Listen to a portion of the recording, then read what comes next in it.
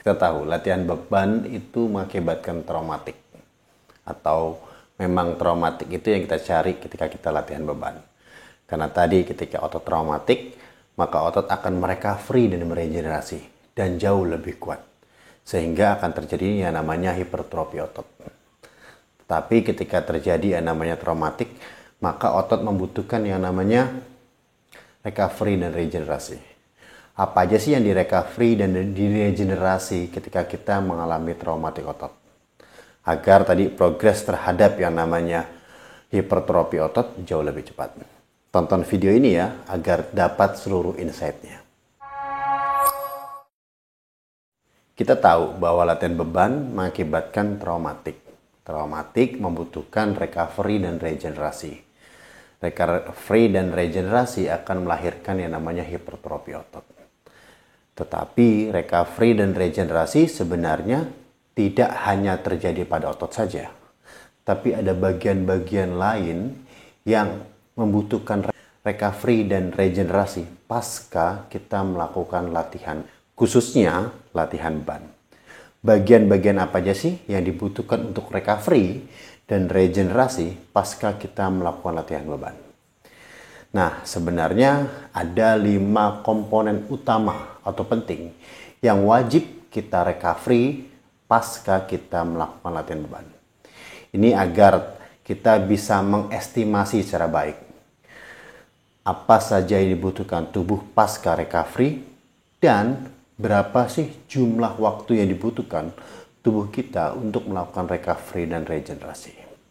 Apalagi bagi sahabat-sahabat yang rutin melakukan latihan bebannya dengan intensitas sedang maupun berat.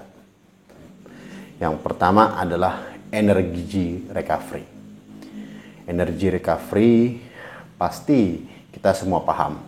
Karena tadi ketika kita latihan, otomatis banyak sekali energi yang terkuras ya. Ini sebenarnya seperti mobil mengisi bahan bakar. Jadi recovery terhadap energi yang di dalam tubuh kita itu membutuhkan waktu yang sebentar. Contohnya kita makan aja deh, lalu kenyang, lalu kita tunggu sekitar 2 jam, 3 jam. Maka otomatis recovery terhadap energinya kembali pulih. Yang kedua adalah contractile system recovery. Ini kita tahu bahwa ketika kita latihan beban, maka terjadi traumatik. Spesifikasinya adalah di bagian sel-sel ototnya. Ketika sel-sel ototnya jadi traumatik, maka otomatis sel-sel otot tersebut membutuhkan recovery dan regenerasi.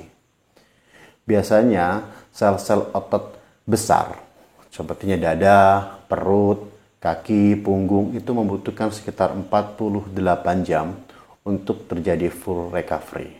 Sedangkan otot kecil seperti bicep, tricep, kadang-kadang membutuhkan sekitar 24 jam untuk full terjadi recovery. Tapi pada intensitas tertentu sepertinya berat ya, maka kadang-kadang kita membutuhkan lebih panjang masa recovery-nya. Yang ketiga adalah joint and tendon recovery. Ketika kita melakukan variasi gerakan latihan beban, otomatis kita melakukan gerakan yang menstimulus ruang gerak sendi ya. Nah, ruang gerak sendi itu pasti melibatkan juga yang namanya tendon dan juga joint atau sendi. Makin berat beban yang kita bawa, otomatis makin berat juga joint and tendon mengalami dampaknya. Otomatis joint dan tendon atau joint dan sendi tadi butuh recovery untuk mengembalikan bagian-bagian yang rusak ketika kita latihan.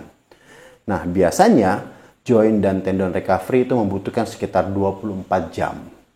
Tapi pada bagian-bagian tertentu seperti lutut dan juga pinggul itu bisa membutuhkan sekitar 48 jam untuk terrecovery secara baik ketika kita melakukan intensitas berat. Yang keempat adalah nervous system recovery.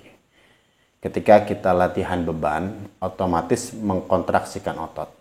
Mengkontraksikan otot itu pastikan berstimulus terhadap yang namanya sistem saraf tubuh kita.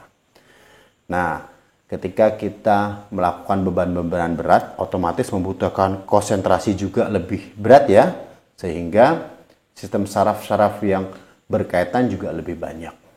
Nah, otomatis sistem saraf tadi yang ikut terlatih otomatis membutuhkan recovery dan regenerasi juga. Biasanya sekitar 24 jam kita sudah bisa full terrecovery terhadap yang namanya sistem sarafnya secara baik. Ini biasanya kalau tidak terrecovery secara baik bisa mengakibatkan yang namanya pusing atau mungkin juga kurang konsentrasi gitu ya. Sehingga bisa mengganggu aktivitas. Yang kelima adalah hormon recovery. Kita tahu ketika kita latihan, kita meningkatkan banyak hormon dalam tubuh kita. Contohnya adalah yang namanya insulin ya. Insulin mengubah gula darah menjadi energi. Selama masa latihan kita butuh banyak energi, otomatis banyak insulin yang rilis dalam tubuh kita. Kedua adalah testosteron juga naik tinggi. Yang ketiga adalah growth hormone juga naik tinggi. Yang keempat juga seperti hormon adrenalin juga naik tinggi. Dan untuk mengembalikan hormon-hormon tersebut ke ambang batas normal otomatis membutuhkan waktu. Biasanya memang sebentar, apalagi kalau hormonnya adrenalin mungkin 2 jam, 3 jam sudah mulai cooling down. Atau hormon insulin mungkin sekitar 2 jam pasca latihan sudah mulai cooling down. Tapi setidaknya membutuhkan sekitar 24 jam untuk tubuh kita mengembalikan kadar hormon menjadi normal pasca latihan. Tadi adalah 5 elemen yang wajib kita pahami untuk melakukan recovery secara baik.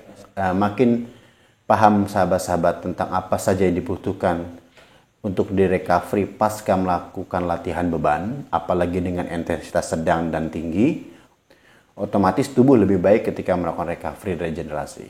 Ini secara tidak langsung akan mempercepat hipertrofi otot yang mau kita kejar. Oke, kayaknya itu saja deh tentang yang apa saja sih komponen-komponen yang dibutuhkan untuk recovery pasca kita melakukan latihan beban. Untuk pertanyaan lebih lanjut bisa langsung di kolom komentar. Oke, jaga kesehatan selalu dan salam sehat.